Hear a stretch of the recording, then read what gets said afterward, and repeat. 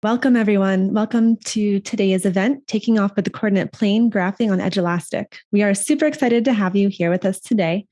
And today we'll be guiding you through how to take your graphing questions to new heights. During this live event, we'll show you how to author interactive graphing questions in Edulastic, and you'll discover how to set up points, polygons, lines, inequalities, parabolas, background shapes, evaluation settings, and more.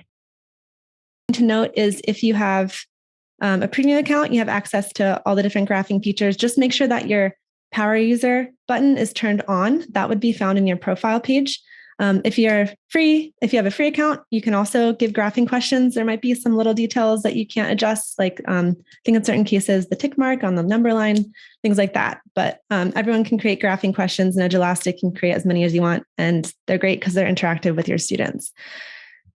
And with that, I would like to take a moment to introduce our featured presenter, and we'll take it away with the takeoff and start with the main presentation. So Dr. Lawrence Chernin began his career as an astrophysicist at Berkeley after completing a PhD at Harvard University, and he has over 20 years of experience in the technology development space. He is the product architect of Edulastic Math Questions, and we're so excited that he's here with us to present and share with you. So welcome, Lawrence. Hello. Yes, thanks everyone for attending. So thanks for the introduction, Ileana. And I'm going to go through some slides, and after that, we'll transition to a live version of Edulastic with graphing questions. So what are we talking about with graphing? So back in the days, I guess when I learned graphing, we had a piece of paper and a pencil and an eraser. And now with digital technology, we can do so much more. So the thing is, how do we make this available for educators to test the same skills? So we've tried to create a platform for creating questions and keeping all the different skills and things that need to be covered in graphing. So I just want to take a moment to explain kind of what our philosophy is in this platform. So in terms of math questions, where we have to evaluate the student's response, for math questions, there's all kinds of equivalent responses that may be acceptable. Opposed to this, there would be a literal mode where we might want to evaluate exactly what the student put in. So for example, say the answer is 4. Is 4.0 acceptable? This is the kind of thing we've tried to address here. So there's a math evaluator, and it needs to be able to handle all kinds of things, from anything in the K through 12 math space. It has to understand what is the context of the question and the answer, the equivalent forms. It has to know what a fraction is, and as well as handling calculus expressions, some chemistry, physics, where the answer might be 9.8 meters per second squared that has units. A unit is not a variable, or maybe sometimes it is. So the evaluator has to understand those things. And we've tried to make this as simple as possible, even though it may look complicated. We've tried to make the defaults work for the questions that you want to ask, and the evaluation work by default. And so the behavior should be easy. And on the other hand, there's always going to be the case where you want the behavior to be a little bit different. And so there's a bunch of options to control how the evaluator works. And I will go through some of those options later. So here specifically, we're going to talk about graphing question types. In Edulastic, there are many, many different kinds of question types. And in the math side, there's also a separate math question type, but math and graphing use the same evaluation in terms of how the student's score entries will be graded. So we're going to talk about graphing today.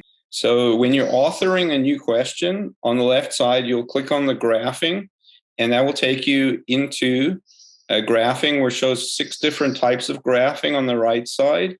And the one on the top left, graphing, you would click on, and then you can begin authoring a question.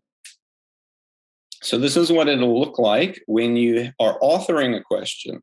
So the left side has navigations, and those are things you can click through. But the default it'll show at the top is the question entry, where you can type the question and then set the amount of points.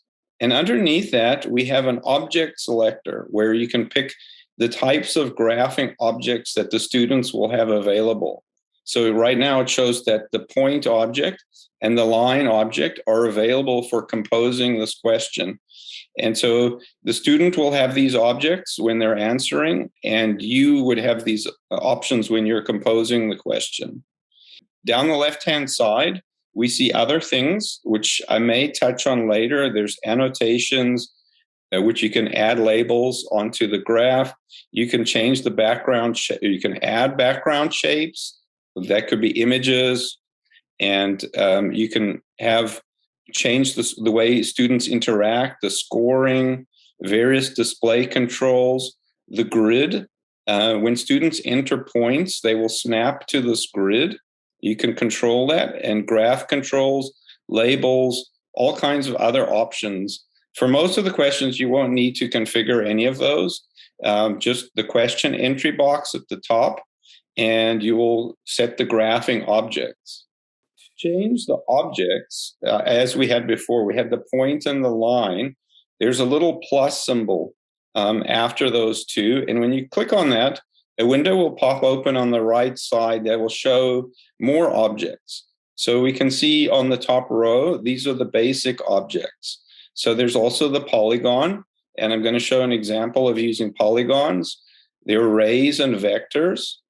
And for the more advanced usage, we have conic shapes, circles, ellipses, different types of parabolas, depending on how the student should use them. And there are trig functions, miscellaneous functions. We will use the last two of these miscellaneous functions, the area mode and the dashed mode. And the area mode and the dash mode are for inequalities. And we're continually adding new graphing objects. So here's a kind of zoom in on the graphing object selections. And for today, I'm going to cover the point, the polygon.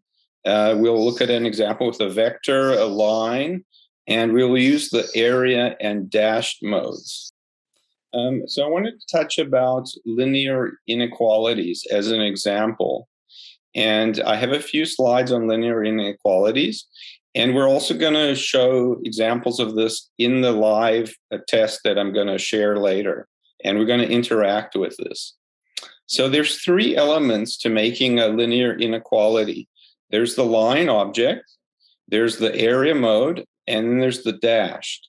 And in this case, I've used the line and I've dashed the line. So there's 2 points, A and B, that define the line. And I've clicked on it and turned it into a dashed line. And then I've shaded the area to the right to make this inequality, y less than. And so this is what the question could be composed for the student to create a graph of the case y less than or equal to x. And the student will have to use the graphing objects to create this line. So the next thing to take note of is the preview mode. So before I was in the edit mode, in the top right, one can see the edit mode with the little pencil symbol, the top of the screen. And then there's the preview mode, which is the next tab over. So the preview mode is how the student would see the question. So in the preview mode, you can enter what should be the correct answer and click on the blue check answer button. So clicking on this would show in green if the answer is correct as intended. You should also test it in a case where the student enters an incorrect answer. So you could enter the wrong shading or the wrong line here, and then click on the blue check answer button. I'll show examples of this in the live session. And this will evaluate and make sure that when the student enters the incorrect answer, that it's graded as incorrectly. And then this will color as red. And that's just to make sure we've set up the question correctly. The last tab on the top is the metadata, where you can put in tags and align Common Core standards and other metadata you want to use in keeping track of your content. So did you catch my mistake in the slide? So if anyone wants to put in the chat what they think the mistake was, we can go back to the previous slide and give you another chance to look at it. Yeah, and here, so we're looking at y less than or equal to x, and Kenny Kim got it right. So you might wonder, how would Kenny know that? Except Kenny might have already worked on graphing questions and known this before.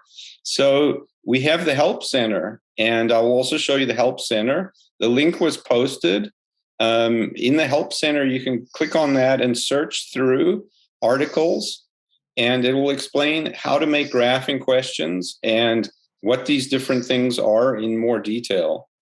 There's also tooltips inside Edulastic where you can hover with the mouse on top of things, and a little pop-up menu will explain in more detail. So you may not even need to go to the Help Center, but there are a lot of articles in the Help Center, and you can also post questions in there. So the next slide, which is shown here, is what I mentioned earlier about options. So there's a default behavior, and you might ask the students to plot a specific line, but you might want to do other things with that.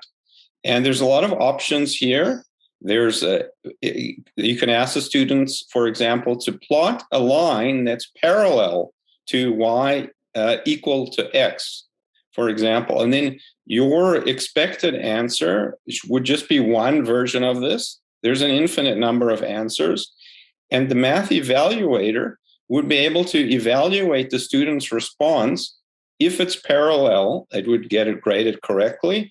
If not parallel, the student would be graded incorrectly. So these are additional options you can add to configure your questions.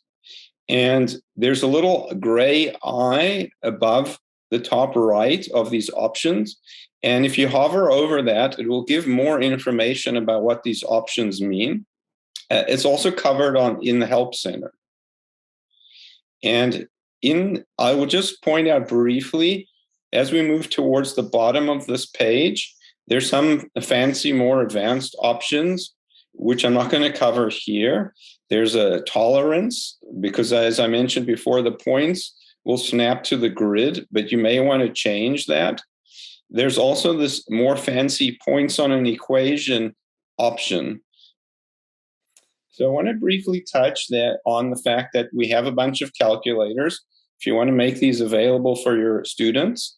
And here we show them on the test settings, the last tab on the top right, where you could configure the calculator available to the student. And there's a basic, scientific, or graphing. And these are available to premium users. This shows pictures of what these calculators look like. And you may even want students to do work on the calculators, and then they could take an image, a screenshot, and if you used, say, a math essay question, the student could write in their work and they could paste an image. You could, for example, create a multi-part question. For those of you who are experts in Edulastic, you could make a multi-part question where the first part could be a regular math question, then you could have a graphing question, and then you could have an essay question where the students should explain their work and include images. And that part would have to be manually graded, but you could sort of mix and match and create more fancy kinds of questions. Now I'm going to go into a live demonstration, and I'm going to show Edulastic with a graphing test and these particular examples. And maybe before I launch into that, I'll pause for questions. Yeah, there was one question that came through, Lawrence, from Amy. She said, can you grade this graph with partial credit, like 1 point for the correct line type and 1 point for the correct line position and 1 point for correct shading? Yeah, exactly. Thanks, Amy. That's exactly what you can do. Partial credit is like a whole big topic in itself, because there's many ways to give partial credit, but it is enabled. There's a setting in the graphing questions I will show that you can turn on partial credit. And it will do exactly that. So if there is, say, the student needs to enter 5 points and they enter 4 of them correctly, they might get 0.8 out of 1, or you could set the question out of 10 and they could get 8 out of 10. You can also add penalties. There's a penalty mode in partial credit. And you can do the same thing. It doesn't have to be points. If the student needs to enter 2 lines in their answer and they get one of them correct, they could get 50%. So that is an excellent question. For PDF, you can certainly upload background images into your graphing questions. And if you wanted to create single questions, you can load background images and have students enter things on top of them. There's also the Snap Quiz feature, which is in general where you upload a whole test in PDF, and then you can drag on top of that entry boxes for the students to enter their answers. I'm not sure that graphing questions is supported in there. I think it has a limited number of question types. So there would be like an entry box. But we can look at that as a potential enhancement. So I'm going to open up this test, which you can also follow along and click into. You could also take this test in your Edulastic account, make a clone of it with clone all the items directly, and then you can play with these questions in your local accounts as well. So I'm going to start sharing my screen. This is a test that I composed, and I have an order of complexities. The next question we'll look at creating a vector. So the student needs to enter a vector of length 3 that has an angle of 45 degrees with respect to the positive x-axis. So there's an infinite number of answers here that are correct. Let's enter something that is correct. So let me make it, I'll even start it at the origin. And it has a length of 3.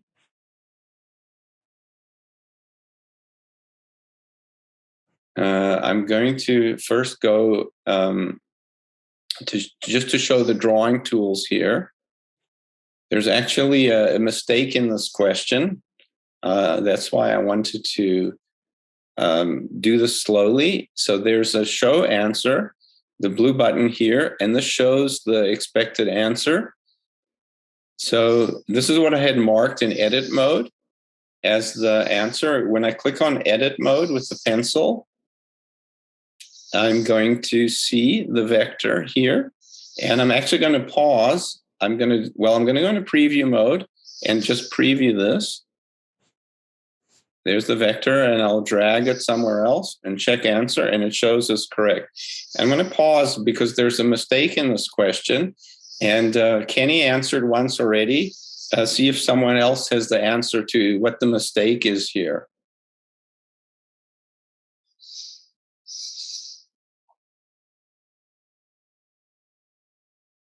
Okay, so this may be a little more subtle question, but the length of the vector isn't actually 3.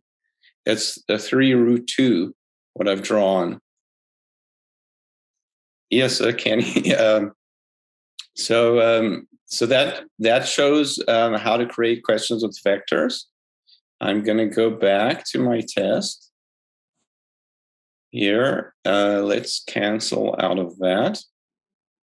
And now we're going to go into question 3. And here we're going to use the polygon object. So the students should create a right triangle with side lengths 3, 4, and 5. So I have the polygon object selected. Let's make our length 3. And then I'm going to make the length 4. And then to close your polygon, you click back on the start point. So there is one version of the correct answer. And I'm going to click on the check answer, and it's green, which is what it should do. Now, if I have a wrong answer, for example, here, that's not even a right triangle, and the lengths aren't right either. So check answer shows it is incorrect. This is what I was expecting that first question 1 to do, but for some reason, something went wrong there. You can also drag this. This is also another correct answer.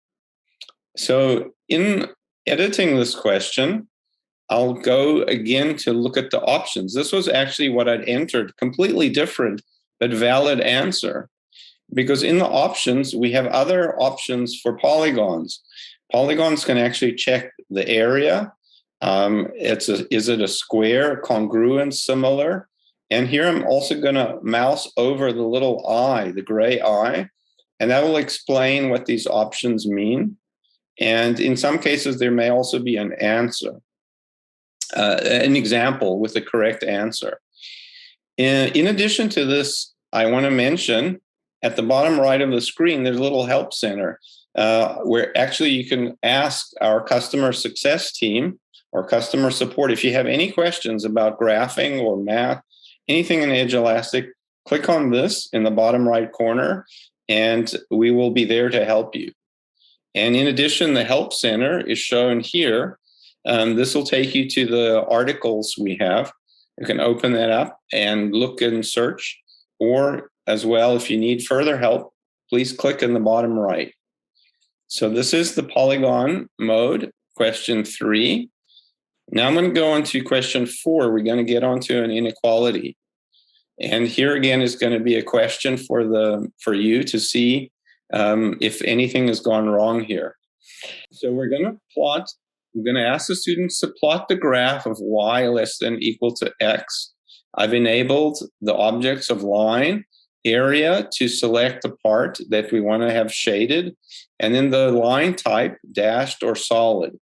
And let us show the grid. And I'm going to show the answer. This is what I'd entered as the correct answer, and that shows below. And here is what I'd entered as the correct answer. And now I'm going to go in the check answer mode. So I'm going to enter a wrong answer. I'm also going to shade the wrong area. And I've also not indicated that the line is strictly less than. So as Kenny answered earlier before, in inequality less than would need or greater than strictly would need a dashed line. The solid line would mean that the line is also valid, less than or equal to. So everything here is incorrect. When I check the answer, this will shade as red. Now, if we fix that up, I'm going to drag the line let's drag the 2 points that define the line, -3, 3. And I'm going to also change actually, let's just reset it. There are options here to start over. I'm going to reset everything. I'm going to draw the line again with different points. Let's even mark the second point at 8, 8. So now I've entered y equals to x, and I will shade the area. And then I will click the dashed to indicate that it's strictly less than. So here I've composed what would be a correct answer, and I will check answer, and it says incorrect. So this is why this is always good to go through and evaluate and see what's going on. So I'm going to I saw my mistake. I hadn't put in the line correctly. I need the point 8, 8. If it's going to be y equal to x for that line. And I'm going to check it again. Okay, so that's better. So this shows you how you can check that the questions you've composed are behaving correctly. And now I have question 5. So now something a little more complicated. And I've also going to throw in a mistake here. So in order to make this question, the circle with radius 1. And also I'm asking the students to consider y strictly greater than 0. And let's just check what I've set up as the answer. So show answer. So it shows below. And here it's showing what I have the answer. And I know some of you have figured out what I did wrong here. So back to the question, I'll show it again. There's the circle and the region y greater than 0, and this is not correct. So let's go in and fix that. So I'm going to go back to edit mode, And here's what I'd entered. So the first thing is, let's get rid of that annotation. So here's the annotation I put. I'm going to delete that. And this also shows the other options. We could add the background shapes. We could also change the scoring type. So let's just keep it as exact. And I can change the grid. I can add titles, background images, other things I can add. Also, there's hints, explanations, all of these things you can configure. And I'm going to now fix the question. So the part of the question that wasn't included here is the y greater than 0. So to do that, we'll add a line. So I'm given the 2 points. And since I wanted y greater than 0, this will need to be dashed. So I selected the dashed mode. And I click on the line. And it is not okay. The reason it's not showing here, unfortunately, it's underneath the axis, which is always showing a solid. I should be able to drag the line that's underneath. I saw this is not optimal, so I will ask the application team if they can maybe change the shading to show a line underneath the axis. But there's my line. So now I've marked this correctly. And we will have the region that's considered is y greater than 0, and the part of the circle, the inside of the circle. And notice the points I used to define the circle. Here, every object has defining points. For defining a circle, we use the center and any point that's on the perimeter of the circle. And the other objects, this is why we have all these other types of objects, and they're points. I won't click right over it because the little pop-up will show, but parabolas can be defined with 3 points or 2 points. And these other objects here have point markers. So that was question 5. And we could also go and preview it. I entered an incorrect circle, check answer, and it will show in red. So I see there's things in the chat. I'm going to pause now. And so we have a few other slides. And after this, we'll come back and I will create a question based on request. All right. So Lawrence has mentioned this tool already a couple times. And I just want to emphasize that the Help Center is a great spot to get help, learn more about advanced authoring, and find other support that you might need on Edulastic. And then we do have additional resources on Edulastic. In addition to the Help Center, which is pictured here on the left side, we have the Teacher Training Hub, which offers different ways to get Edulastic certified, to learn more about Edulastic. And we also have a wonderful YouTube channel with tons of support videos to help you with all sorts of features and also get ideas on Edulastic. We have a lot of webinar clips from teachers who have shared how they're using Edulastic in the classroom for math and other uses. I also want to thank everyone for joining us today and encourage you to stay in touch. We're on social media. We have Twitter chats each month. We have an Edulastic community where you can connect with other educators using Edulastic. And then again, the YouTube channel is great as well. So coming back here to questions, Lawrence, I know there were some questions on partial credit. And again, anyone here with us live today, we want to make sure that all your questions are answered. So now is your time.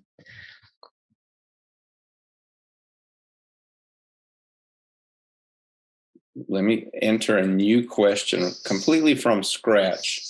So we could here, I'm going to just really compose a question as part of the item bank. And let's make our new item.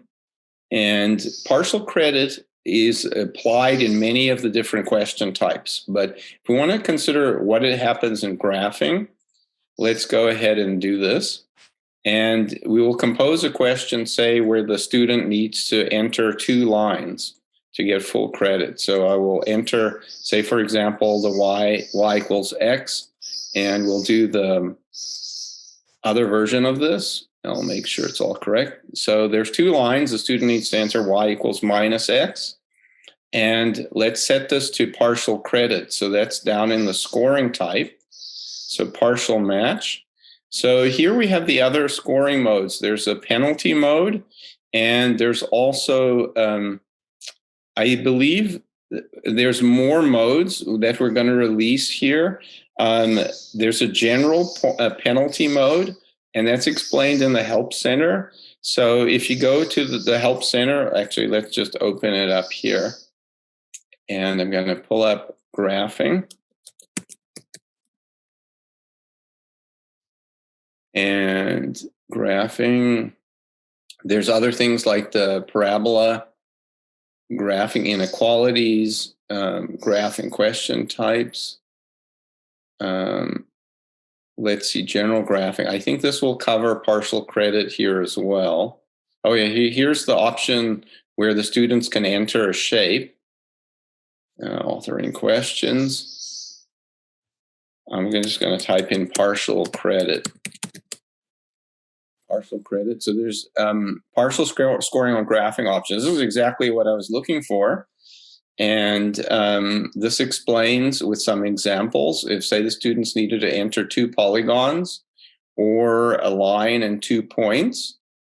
And we have a scoring method, which is somewhat complicated, but there's an explanation of it here. And there's also the penalty approach. So I will refer you back to this article. I'm just going to go into the live example where we had the 2 lines, and we're going to try this out with just the default partial match. And this should give the student 50% if they get one of the lines correct. So let's put in one of the lines. I'll put in just one of them and check the answer. And here it says partially correct. So here's a demonstration. So if I enter the second line here, now this is also correct. Let's check the answer. It should show 1 out of 1. Correct.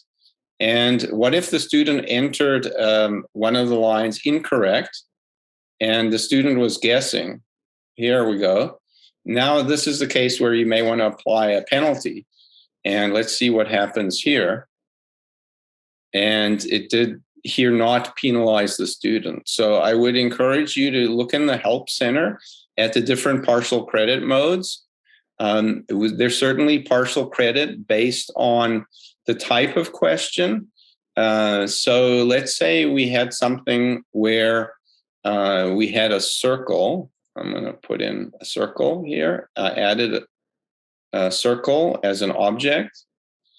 And we'll have dashed and area modes. Area and dashed. Okay. So now I'm going to reset this question. Let's say we want the student to enter this circle, and we want the inequality. So it's a circle with an inequality. So now the partial credit mode would consider the equation and the inequality separately. So let's check out how this works in preview mode. I'll enter the circle, but with the wrong sense of the inequality. So if this grades correctly, the scoring should be a half. There it is. So the reason for that is that the sense of the inequality wasn't correct. If I fix that, now the student has put in the shape of the object correctly and the inequality. And here it shows as 1 out of 1. And so partial credit mode understands the context here.